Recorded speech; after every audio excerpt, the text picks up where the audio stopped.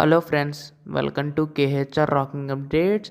తెలంగాణలో చూసుకుంటే ప్రజాపాలన సంబంధించి చాలామంది దరఖాస్తులు అయితే ఇస్తున్నారు. అయితే కొన్ని దరఖాస్తులు అయితే రిజెక్ట్ అయ్యే ఛాన్సెస్ అయితే ఉన్నాయి. అందులో మీవి కూడా ఉన్నాయో లేవో ఈ వీడియో చివరి వరకు చూస్తే మీకే తెలుస్తుంది. సో చాలా జాగ్రత్తగా అయితే వినండి.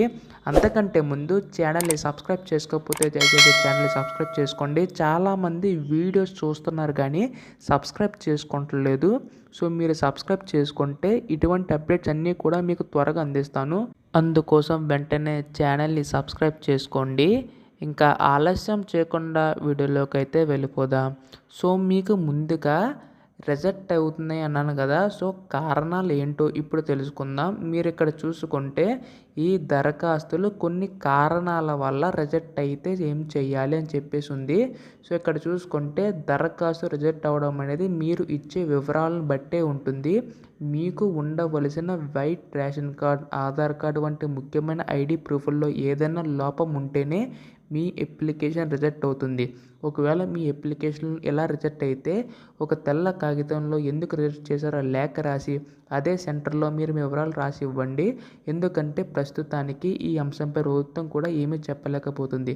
అర్హులు అయినప్పటికీ అప్లికేషన్ రిజెక్ట్ అయితే ఏం చేయాలి అన్న దానిపై కసరత్తు చేస్తామని ప్రభుత్వం తెలిపింది. సో ఇక్కడ చూసుకుంటే మనకి కొన్ని అప్లికేషన్స్ అనేవి రిజెక్ట్ అయ్యే ఛాన్సెస్ అయితే ఉన్నాయి. అంటే మనకి ఇక్కడ ఆధార్ కార్డ్ సంబంధించి కానీ రేషన్ కార్డ్ సంబంధించి ఏవైనా లోపాలు అంటే మిస్టేక్స్ ఏమైనా ఉంటే మనకి అక్కడ ఈ ఫామ్ సంబంధించి అంటే ప్రజాపాలన సంబంధించి ఈ అప్లికేషన్ అయితే రిజెక్ట్ అయ్యే ఛాన్సెస్ అయితే ఉన్నాయి. అయితే ఇందులో కొన్ని ఇంపార్టెంట్ పాయింట్స్ కూడా చెప్పారు. అది కూడా మనకి అయితే ఇంకా కన్ఫర్మ్ కాలేదు. బట్ ఏంటంటే మీకు వెహికల్స్ ఉన్నా అంటే 4 వీలర్ వెహికల్ ఉన్నా కానీ మీకైతే అప్లికేషన్ అయితే రిజెక్ట్ అవుతుంది.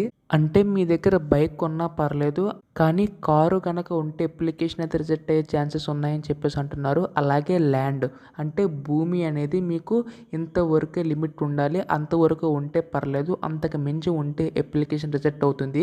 అలాగే ఇన్కమ్ అంటే ఆదాయం, మీకు ఆదాయం అనేది ఇంతవరకు ఉండాలి, లిమిట్ అయితే ఉంటుంది. 2 లక్షల పైగా ఉంటే మాత్రం సంవత్సరానికి మీ అప్లికేషన్ అయితే రిజెక్ట్ అయ్యే ఛాన్సెస్ అయితే ఉన్నాయి. ఈ విధంగా మనకి కొన్ని అప్డేట్స్ అయితే వస్తున్నాయి. సో కన్ఫర్మ్ అవ్వగానే మీకు అయితే వెంటనే అప్డేట్ చేస్తాను. ఇవేనా లేదా ఇంకా ఏమైనా యాడ్ చేస్తారా? ఇంకా చాలా వరకు కూడా మనకి ఇంకా స్పష్టత అయితే లేదు. సో త్వరగా అయితే రావాల్సి ఉంది. సో ఇక్కడ ఈ దరఖాస్తులు అనేవి జనవరి 6వ తారీఖు వరకు ఇచ్చుకోవచ్చు అని ప్రభుత్వం అయితే స్పష్టం చేసింది.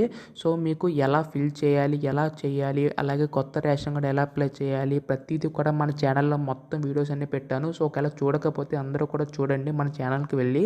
ఒకవేళ మీకు ఇంకేమైనా డౌట్స్ ఉంటే కామెంట్ చేయండి. డెఫినెట్గా అయితే మీకు రిప్లై ఇవ్వడానికి అయితే ట్రై చేస్తాను. సో రేషన్ కార్డు సంబంధించి అలాగే చాలామంది డౌట్ అడుగుతున్నారు, ఒకే కుటుంబంలో అందరూ ఇవ్వాలా లేదా ఒక్క అప్లికేషన్ అయితే సరిపోద్దా అని అడుగుతున్నారు. ఒకటి అప్లికేషన్ ఇస్తే సరిపోద్ది ఒక కుటుంబంలో. ఏది కూడా ఎక్కువ ఇచ్చినా కానీ మీకైతే ఏవి రాదు. సో తక్కువ ఇచ్చినా కానీ ఏమి ఉండదు. సో ఒకటి ఇస్తే సరిపోతుంది ఫ్యామిలీ మొత్తానికి. సో మీ డౌట్స్ అన్నీ కూడా క్లియర్ అయినాయి అని అనుకుంటున్నాను. ఇంకా డౌట్స్ ఉంటే కామెంట్ చేయండి. డెఫినెట్గా వీడియో చేసి మీకైతే అప్లోడ్ చేస్తాను. So thanks for watching guys. Bye now.